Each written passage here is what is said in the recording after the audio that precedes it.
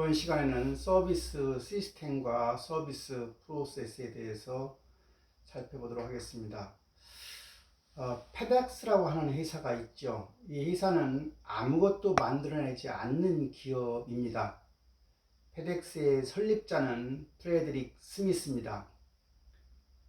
페덱스의 전략은 허브 앤 스포크입니다. 여기서 허브라고 하는 것은 그 중심을 얘기하는 것이고, 스포크는 자전거 같은 경우에 그 살을 얘기합니다. 그래서 허브 앤 스포크 방식이라고 하는 것이 페덱스의 전략 중에 하나인데, 미국이라고 하는 전체 나라에서 어느 가운데 지점을 허브로 만들어 놓고 모든 도시 지역을 스포크화해서 밤새 배달이라고 하는, 밤에 다 허브에 모이게 해서 허브에서 각 도시로 항공기로 수송하는 전략을 허브 앤 스포크라고 합니다.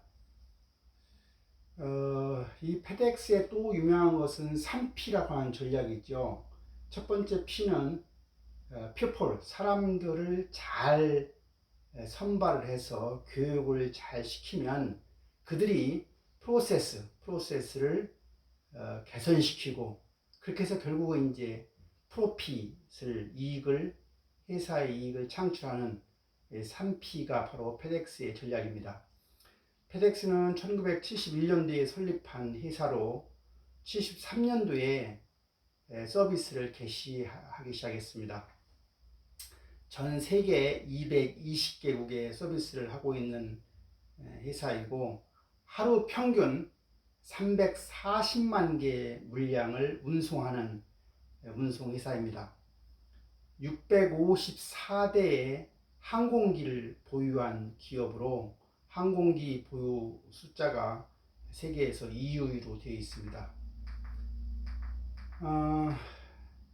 이 페덱스라고 하는 회사는 업종은 국제 화물 운송이 되고, 페덱스에 근무하는 사람은 직원 수가 16만 2천 명, 시가총액은 419억 달러로 되어 있습니다.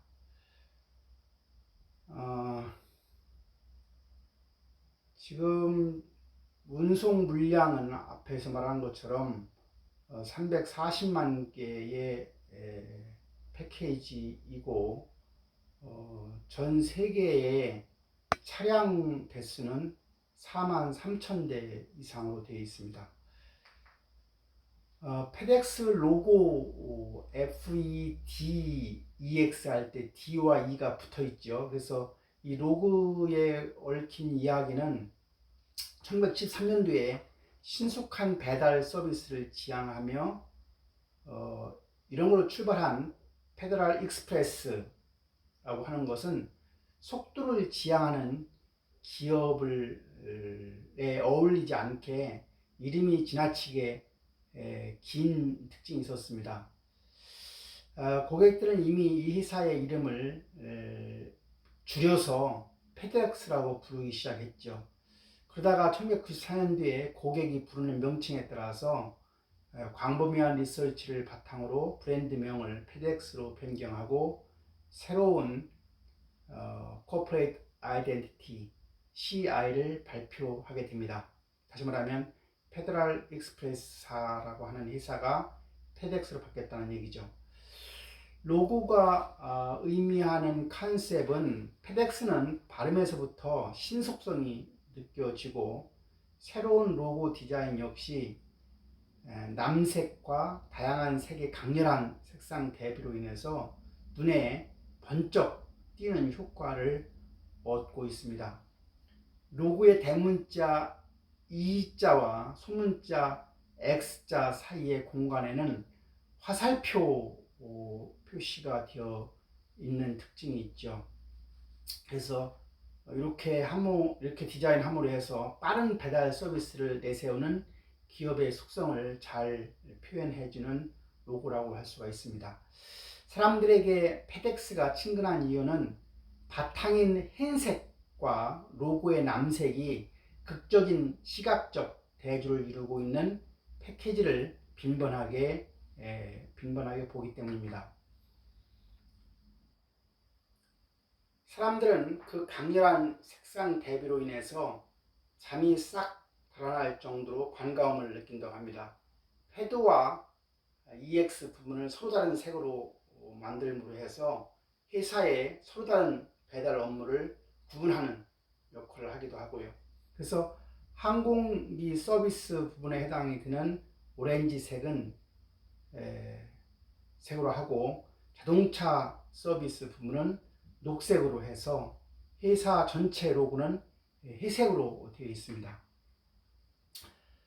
페덱스는 발음에서부터 신속성을 느껴지며 새로운 어떤 강렬한 색상 대비로 인해서 눈에 번쩍 띄는 효과를 갖는다고 했습니다.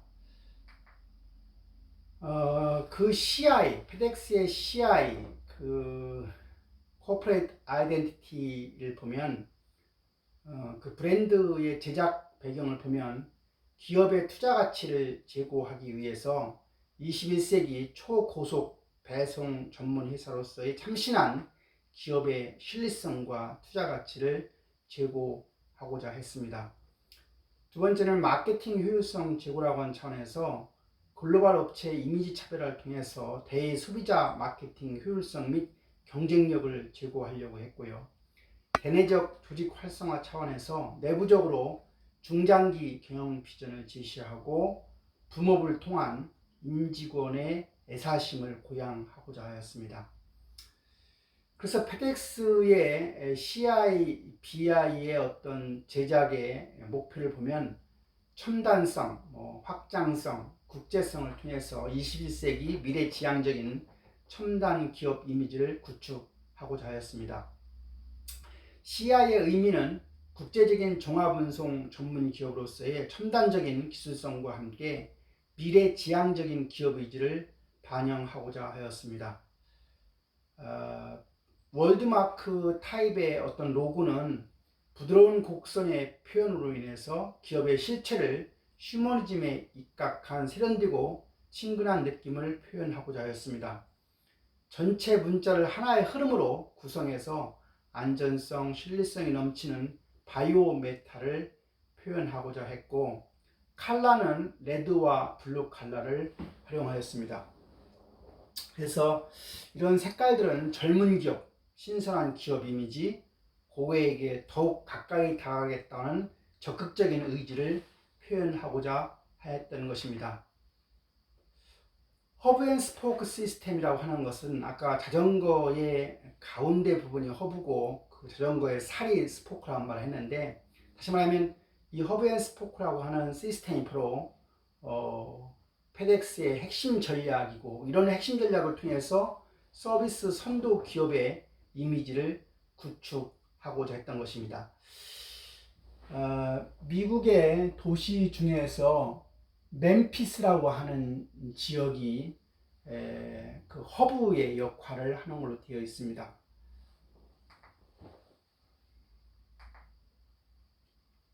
그 다음에 이제 그 PSP 전략 또는 PPP 전략이라고 하는데요. People, 그 다음에 서비스 또는 프로세스, 그리고 프로핏.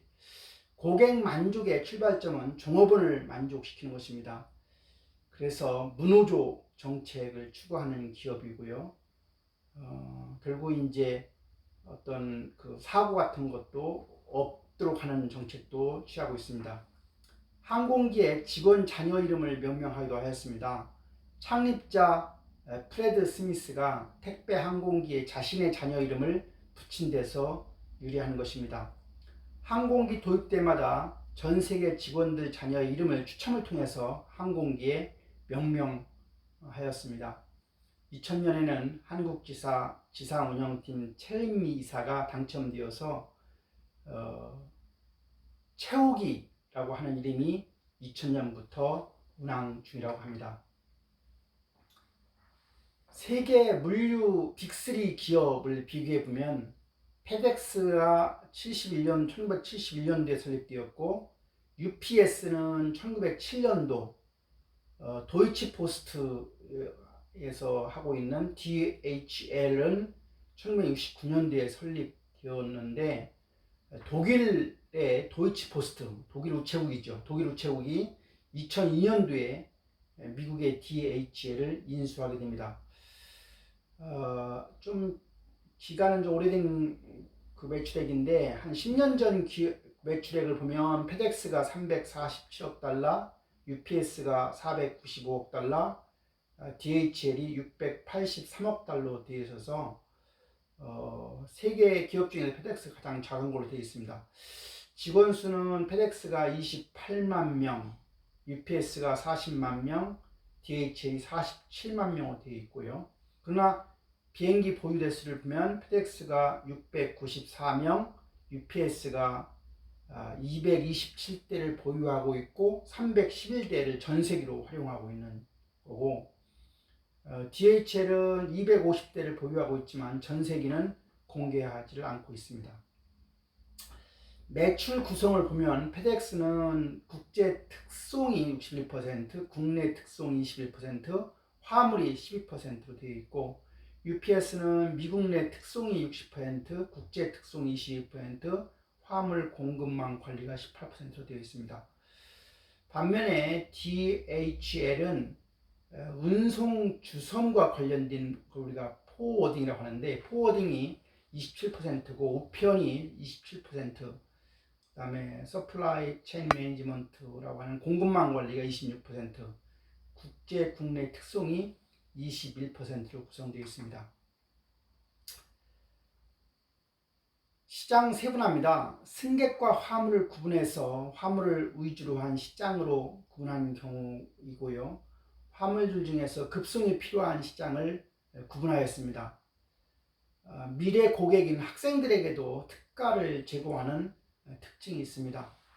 그래서 페덱스는 그 시장에서 에머전시 시장에서는 당일 도착이 원칙이고 운송의 전 과정이 서비스되고 있습니다. 평균 운송비는 30불 정도로 되어 있습니다. 루틴한 어떤 상품의 경우는 특징이 2 내지 3일 정도에 도착하는 걸로 되어 있고, 이 경우에는 가격이 민감한 걸로 되어 있는데 평균 운송비는 4불로 되어 있습니다. 페덱스의 특별 운송물 수송을 통한 홍보 효과입니다. 고성능 위성 장비나 경주용 자동차 같은 무거운 물건들은 물론 살아있는 화물인 팬더나 백호, 코끼리, 코뿔소, 고릴라 등 희귀동물의 운송을 사회적 이슈화 시킴으로 해서 홍보 효과를 얻고 있습니다. 그래서 absolutely, positively, overnight, 즉 절대로, 확실히, 하루 내라고 하는 슬로건을 가지고 있습니다.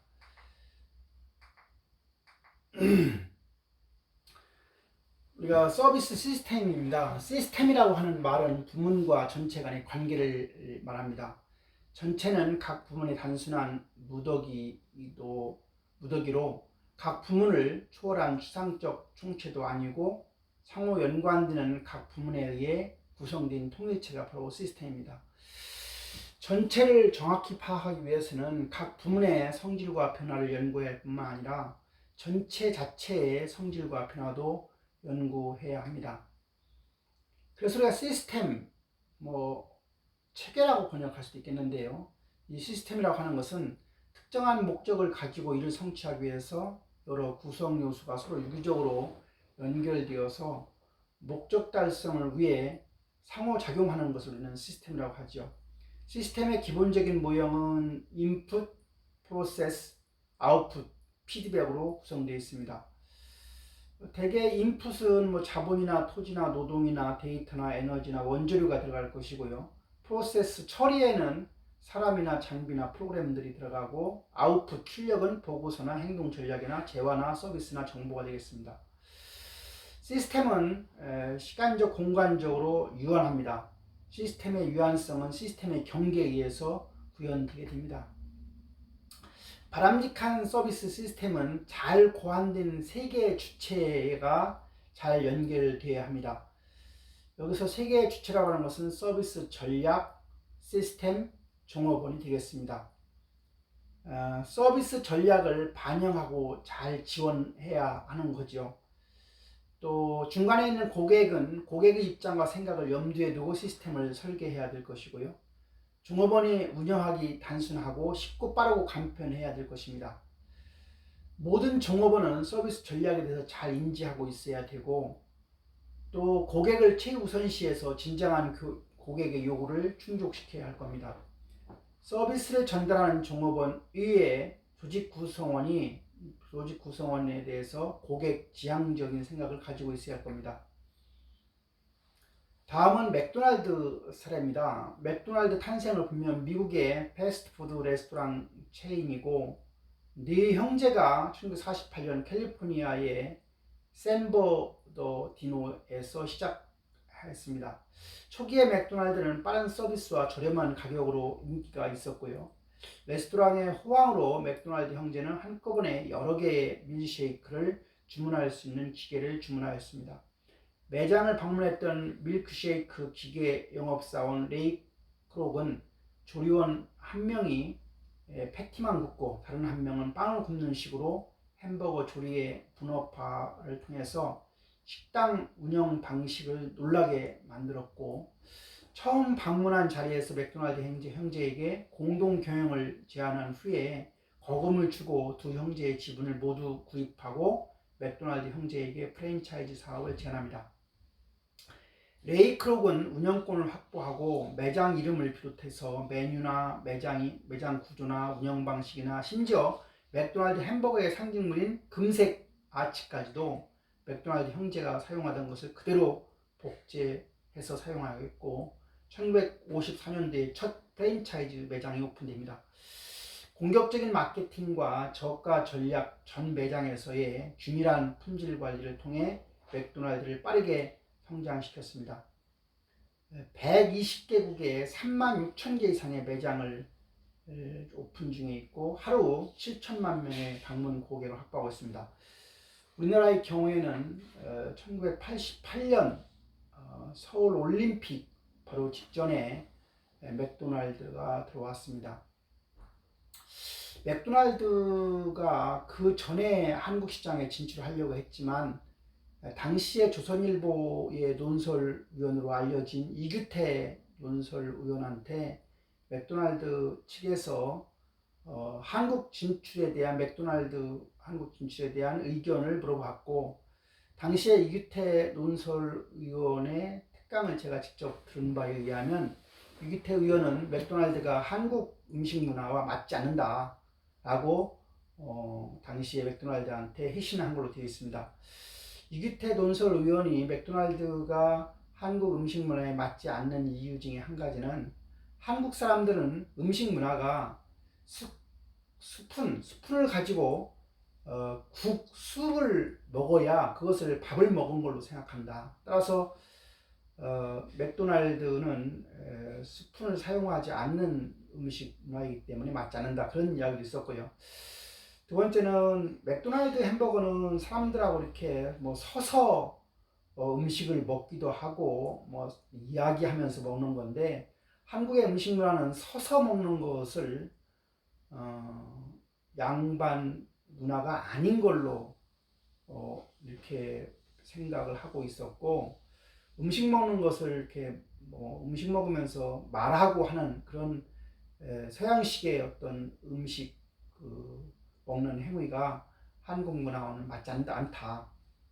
이렇게 해서 한국의 음식 문화하고는 맞지 않기 때문에 맥도날드가 들어오지 않았으면 좋겠다는 의견을 줬는데, 결국은 이제 88 올림픽 직전에 햄버거에 들어가는 여러 가지 음식 재료, 감자 같은 것을 한국 것을 쓴다고 하는 여러 가지 조건을 붙여서 맥도날드 햄버거가 한국 시장에 들어왔는데, 아마 서울에서 가장 빨리 들어온 지역 중에 한 가지가 도남동의 성신여대 근방의 태극당 근방에 맥도날드 햄버거가 들어왔고, 제가 당시 그 맥도날드 햄버거 매장에 가서 깜짝 놀란 것 중에 한 가지는 맥도날드 햄버거의 화장실이 당시에까지만 해도 대한민국의 식당이나 레스토랑의 화장실은 그렇게 깨끗한질 않았었는데 맥도날드 햄버거의 화장실이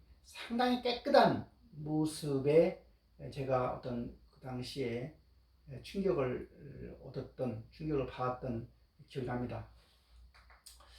맥도날드 시스템은 단순하면서도 변하지 않는 고품질의 메뉴를 수천 개의 매장에서 제공하는 걸로 알려져 있고, 엄격한 작업 기준을 철저히 지키면서도 서비스, 청결, 그리고 매장 운영의 전반을 관리하고 있습니다. 자동화되어서 지나치게 단순한 음식 취급 작업으로 인한 높은 이중률에도 불구하고 항상 친절한 직원을 유지하고, 가족들과 같은 어린이들 대상 많은 매스미디어 광고를 하고 있고, 가족들과 같은 목표 시장을 선정해서 이에 맞게 제품 가격 판촉 그리고 매장 위치 등을 관리를 하고 있습니다. 서비스에서의 시스템 구성 요소를 보면 맥도날드 경우라고 하면 투입물이 원재료나 시설 장비가 될 것이고요. 처리 과정을 보면 영업 준비, 방문 주문, 음식 전달, 식사 계산이 될 것이고, 산출은 햄버거나 만족한 고객이 될 겁니다. 만약 서비스 시스템에서 병원이라고 하면 투입 요소는 의사, 간호사, 진료실, 처치실, 입원실, 의료자재, 장비, 실험실이 될 것이고, 처리 과정은 검사, 수술, 모니터링, 투약, 치료가 될 것입니다. 산출은 치료받은 환자가 되겠죠.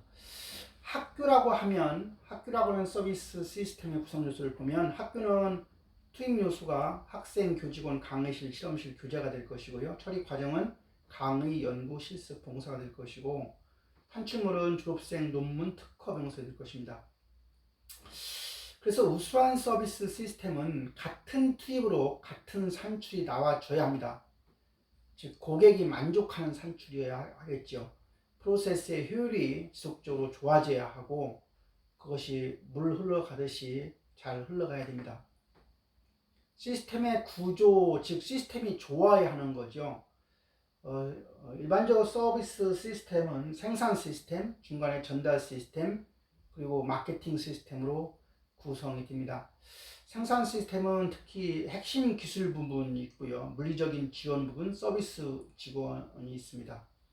그래서 그런 부분도 뒤에서 보이지 않는 비가시적인 부분이 있고, 눈에 보이는 가시적인 전방 부분이 있습니다. 그래서 그 전방과 후방을 구분하는 선을 우리는 대개 가시선, Line of Visibility라는 말을 씁니다. 그리고 전달 시스템에 서비스라고 하는 게 있고, 마케팅 시스템에 고객이라고 하는 게 있죠.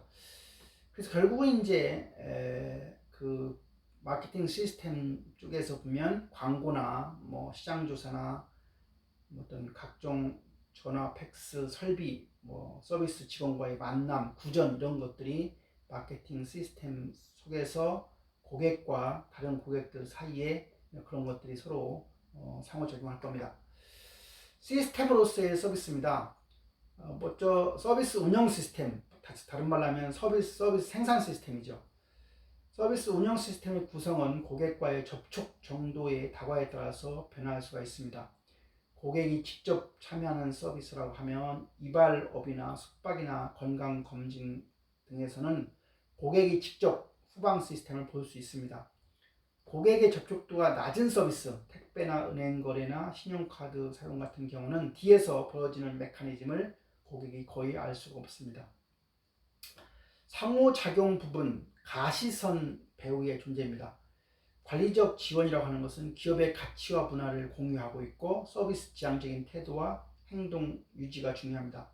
물리적인 지원은 서비스 과정과 기능을 원활히 하기 위한 내부적 지원이 이루어지고 있고, 시스템 지원은 더 나은 서비스를 제공하기 위해서 시스템 장비, 기술, 규제, 시스템 지식 이런 것들이 있습니다.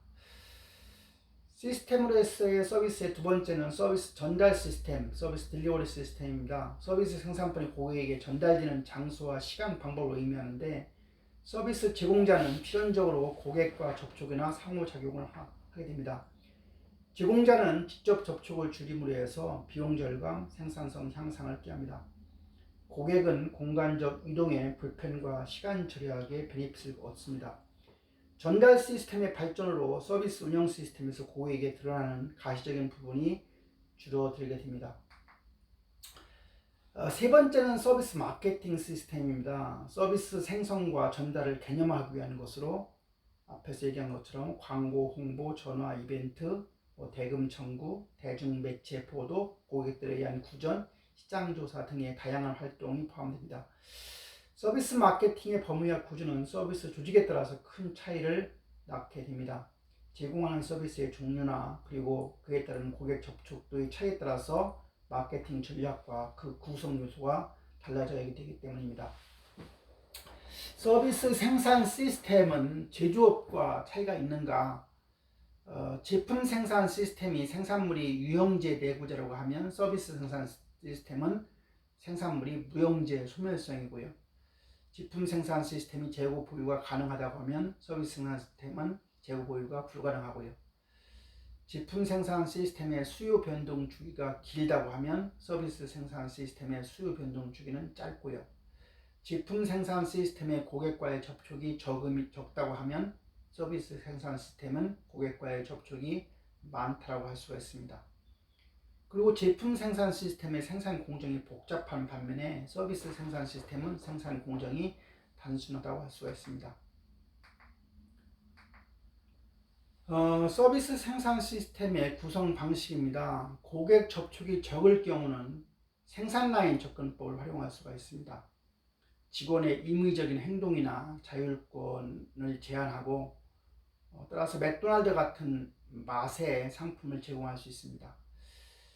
분업이나 맥도날드 파트타임 직원으로 맛의 일관성을 유지가 가능합니다. 서비스 표준화라고 해서 맥도날드의 한정된 메뉴 운영과 관련되어 있습니다. 고객 참여 확대가 바람직합니다. 이런 경우는 공동 생산자 접근법이라고 합니다. 뷔페 식당이나 위키 백과사전이 그 예가 됩니다. 세 번째는 셀프 서비스 접근법입니다. 샐러드바에서 생산성이나 원가 절감이나 고객화를 위해서 하는 것이 예가 될 수가 있고, 서비스의 수요 평준화를 위해서 예약이나 대기가 활용되고, 또 한 가지는 보상과 훈련도 함께 이와 관련되어야 합니다. 네 번째는 개인적인 배려 접근법입니다.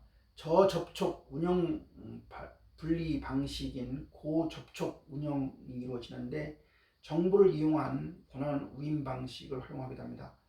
한 조직에서도 부문별로 적절한 방식을 네 가지 중에서 달리 적용할 수 있겠습니다.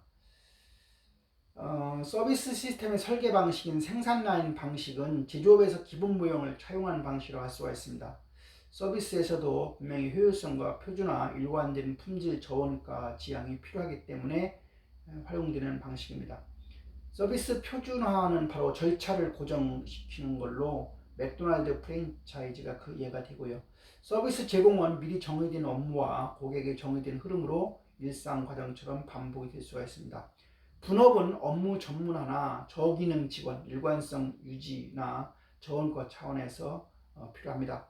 직원 재량권을 축소함으로 해서 서비스 성과 일관성을 가져올 수 있습니다. 직무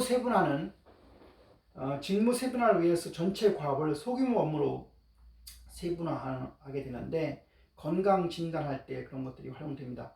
서비스 인력의 기술 대체입니다. 기존의 노동력으로 운영되었던 것이 자동화로 변화되는 경우입니다.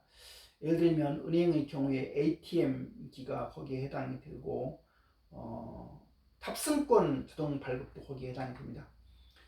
서비스 시스템 설계 방식의 공동 생산 방식은 두 번째, 고객과 제공자 공동 생산입니다. 고객 참여도를 결정해야 됩니다. 고객 노동력을 활용하지 하는 것이죠. 점차 똑똑해지는 고객은 점차 제공자에게 종속되지 않으려고 하는 특징이 있습니다. 뷔페 식당이나 회전 초밥집이나 온라인 백과사전, 위키피디아가 해당이 됩니다. 서비스 제공자의 노동력을 고객 노동력으로 대체하고자 하는 방식입니다. 이렇게 함으로 해서 서비스 수요의 평준화를 가져올 수 있습니다. 세 번째는 셀프 서비스 방식이라고 해서 저원가 고객화 달성을 동시에 달성하고자 하는 방식이고, 이 경우에는 고객 훈련이 상당 부분 필요합니다. 공동 생산 방식의 특정한 형식이라고 할 수 있고, 셀프 서비스 주유소나 은행의 ATM이나 셀프 서비스 주유소, 샐러드바, 이티켓이 그 예입니다. 서비스 시스템 설계 방식에서 개인적인 배려 접근법입니다. 고객의 최상의 개별적인 서비스를 제공하는 접근법이고 지원 시스템의 구비가 필요할 것입니다. 미국의 노드스트롬 백화점의 경우는 판매 사원과 고객 간의 관계 개발에 초점을 맞추고 있습니다.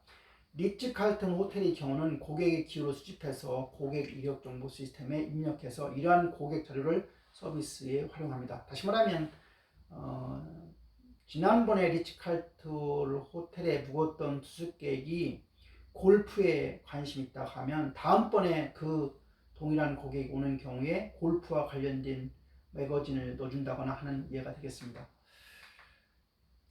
탁월한 생산 시스템 중에서 그 예 중에서 리츠칼튼 호텔입니다.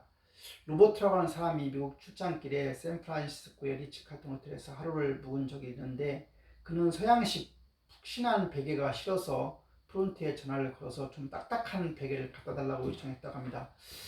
어디에서 구해왔는지 호텔 측은 딱딱한 베개를 구해왔고 덕분에 잠을 잘 잘 수 있었습니다. 다음날 현지 업무를 마치고 다음 목적지인 뉴욕으로 가서 우연히 다시 리츠칼튼 호텔에 묵게 되었는데 아무 생각 없이 방 안에 들어간 그는 깜짝 놀랐습니다. 침대 위에 전날 밤 베던 같은 딱딱한 베개가 놓여 있는 게 아닌 있었습니다. 어떻게 뉴욕의 호텔이 그것을 알았는지 그저 놀라울 뿐이었습니다. 그는 호텔 측의 이 감동적 서비스를 잊지 않고 출장에서 돌아와서 주위 사람들에게 입이 침이 마르도록 칭찬했다고 합니다. 고객 인지 프로그램입니다. 전 세계 리츠칼튼 호텔 체인점에 한 번이라도 묵은 고객의 정보는 저장되고 공유됩니다. 방문하든 방문하지 않든 모든 고객 시스템을 가지고 있기 때문에 미리 고객의 선호도를 인지하고 준비도 가능합니다. 리츠칼튼의 모든 체인점에서는 고객의 코디네이터가 근무하고 있습니다. 그래서 고객이 리츠칼튼에서 있었던 일들을 기록합니다. 그렇게 함으로 해서 고객 이력 데이터베이스가 기록되는 겁니다.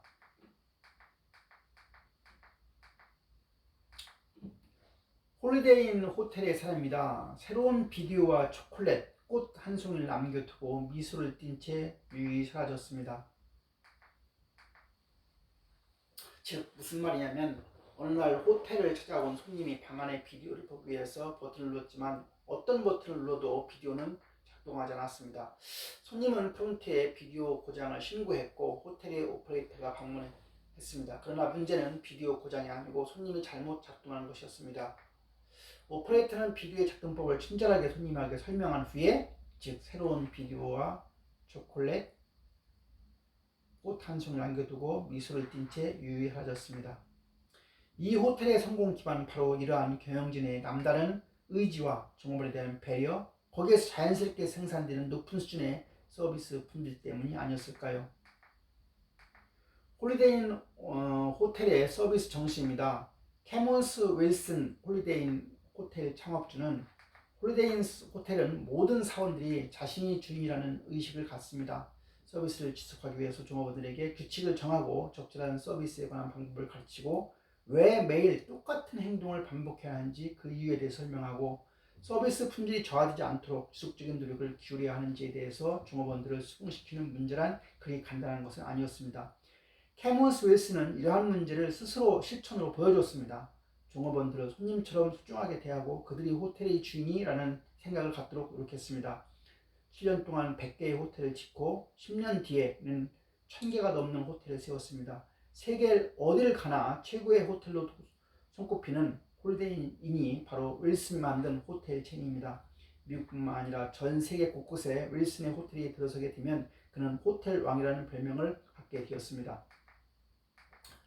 홀리데이인 호텔의 탄생 비화입니다. 캐몬스 윌슨은 1951년 어느 날 윌슨 가족은 여름휴가를 떠납니다. 하지만 형편없는 숙소 때문에 여행은 전혀 즐겁지 않았습니다. 하룻밤 머무는 비용이 터무니없이 비싼 데다가 불친절하고 지저분하기까지 했었기 때문입니다. 또 숙소 안에서는 식당도 없어서 밥을 먹으려면 차를 타고 한참을 나가야 했습니다. 여행을 마치고 돌아온 윌슨은 여름 휴가를 다가오는 사람들의 대부분이 숙소 때문에 불편을 겪었다는 사실을 알게 됩니다. 그리고 그는 골똘히 생각을 했습니다. 미국 어디에도 쓸만한 숙박시설이 없어 값싸고 편리한 곳이 필요해. 이건 분명히 훌륭한 사업이 될 거야. 누구나 부담 없이 이용할 수 있는 깨끗하고 안락한 숙소를 만드는 것이 바로 자신이 해야 할 일이라는 생각이 들었습니다. 즉 서비스 전달 시스템이라고 하는 것은 서비스가 생성되고 고객에게 전달될 때까지의 전 과정을 포함합니다. 서비스 전달 시스템을 설계하는 것은 고객 만족을 위한 창조적인 과정이고 단계입니다. 설계 과정은 경쟁 기업과 차별화된 서비스 개념과 전략을 세워서 목적 달성을 위한 대안을 파악하고 분석하고 그리고 서비스 분류를 통해서 전달 시스템을 설계하는 것입니다. 고객 접촉과 서비스 전달 시스템입니다. 서비스를 고객과의 접촉 빈도에 따라서 분류할 수가 있습니다. 고접촉이냐, 저접촉이냐, 저접촉의 예는 제조업이 될 것이고 고접촉은 순수 서비스가 될 것입니다.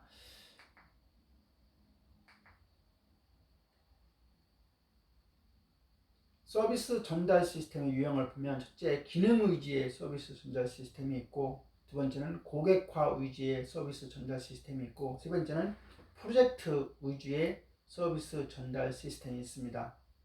이것은 시스템의 구성 요건과 고객 접촉에 따른 분류가 되겠습니다.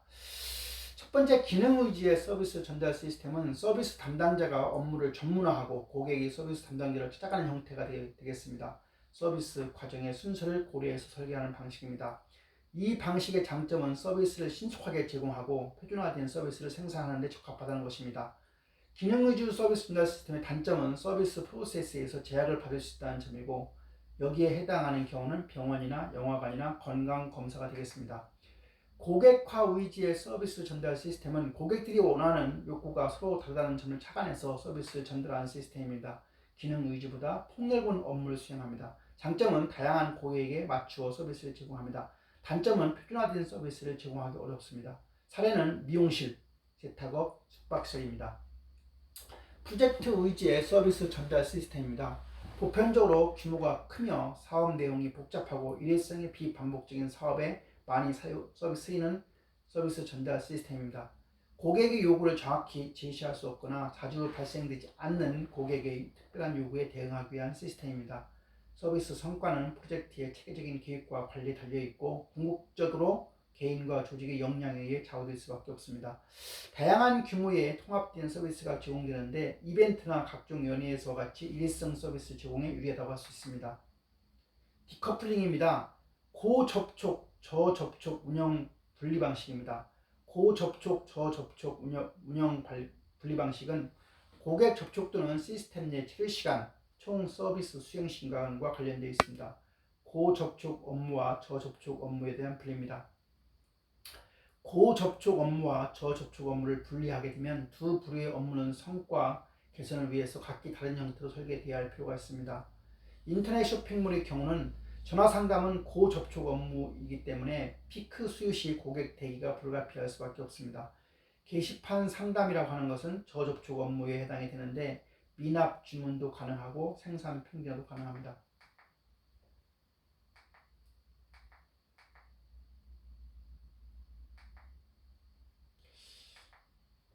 서비스 프로세스는 고객에게 보여지는 부분과 보여지지 않는 부분으로 구분할 수가 있습니다. 고객에게 보여지는 부분은 고객과 서비스 제공자와의 활동을 포함하는 외부 프로세스상이 되고 고객에게 보여지지 않는 부분은 서비스 제공자를 보조하는 작업이며 지원 시스템인 내부 프로세스라고 할 수가 있습니다. 서비스 프로세스는 서비스에 대한 상세한 설명이라고 정의할 수가 있습니다.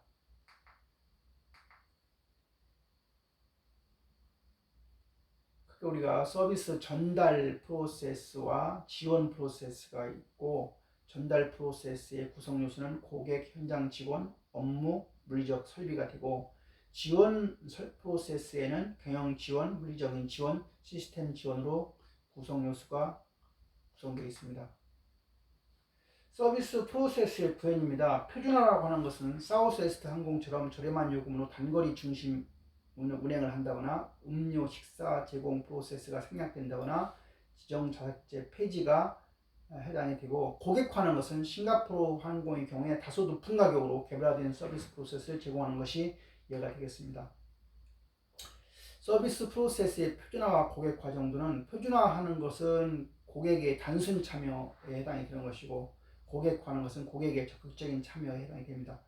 결혼 상담소 같은 경우는 고객의 적극 참여가 이루어지는 것이고, 은행 같은 경우는 고객의 단순 참여가 이루어지는 것이죠.